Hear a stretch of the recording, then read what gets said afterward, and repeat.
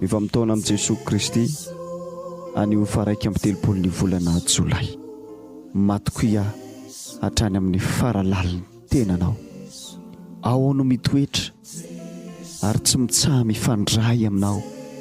Raha mahatsapa fisaritahana na mahatsiaro vizana ianao dia aza sorena amin'ny tenanao.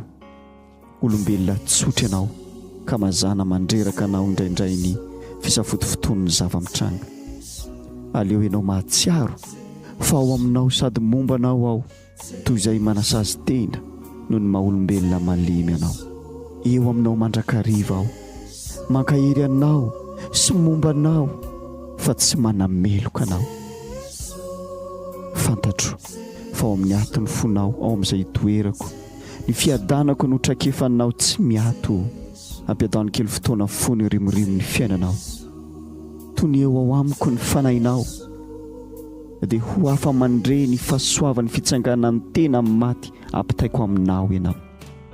Ho aminao ane ny fiadanana. Ho abolana voalohany ny 17 eny ho tonga aminareo taon'ny tafiodrivotra ny tahotra hiatota taon'ny rivodozany faharavanareo. Ho tonga aminareo ny zava-mampahory sy ny mampitipitipy. Matitoko 7:20 sady ampianaro hitandrina ny zavatra rehetra nandidiko anareo. Ary indro miaraka aminareo isan'andro vaky mandra-pahatonga ny fiafarany izao tontolo izao. Jaona toko 20:20 ny arivany ho alahady io ihany dia vory tao amin'ny trano iray ny mpianatra, ary noho izy ireo natao hatrany manam-pahefana jiosy dia voahidy avokoa ny varavarana.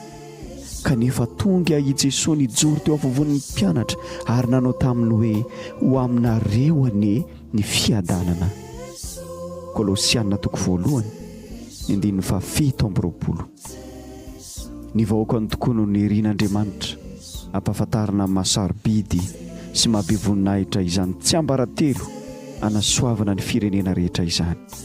Dia ity ao anatinareo i Kristy antoko ny voninahitra homena anareo.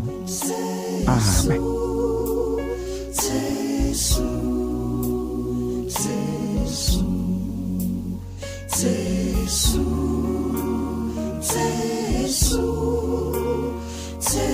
Jesus.